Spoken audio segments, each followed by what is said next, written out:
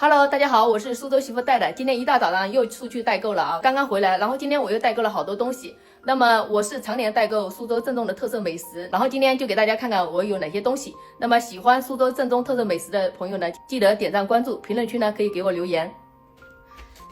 这边先给大家扫一下啊，我今天代购的东西又是好多啊，小蚂蚁搬家。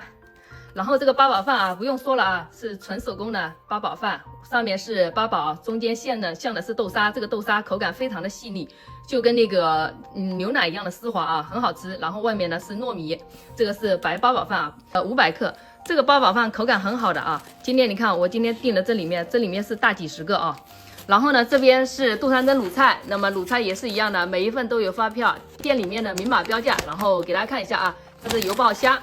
然后这里面是熏鱼，那么这个是酱肉啊，酱肉颜色浅。然后这个是麻辣鸡，给大家看一下焖肉和酱肉的区别啊。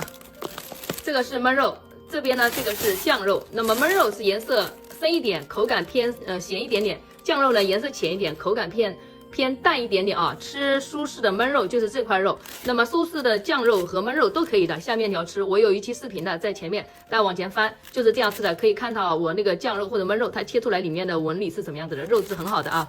然后苏式的这个他家的焖肉酱肉啊一定要带，然后还有这个麻辣鸡，还有熏鱼，这几样呢建议大家先带，你们吃过一定会满意的啊。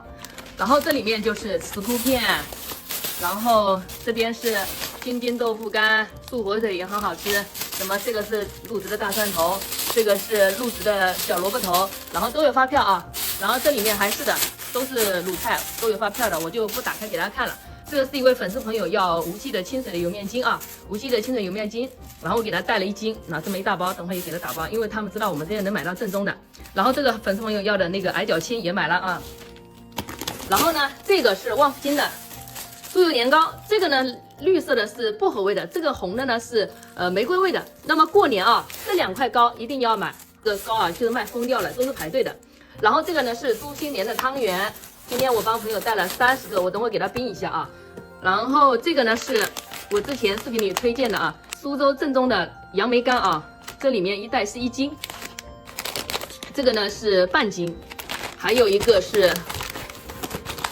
这个是我推荐的珍珠梅，那这个是我推荐的珍珠梅啊，这个里面都是1斤装的，有一个是2斤装的，袋子是这样的，那这是2斤的杨梅干。然后还有这个梅干菜哦，这个梅干菜哦，我隔着袋子，它这个密封袋子都很香的梅干菜。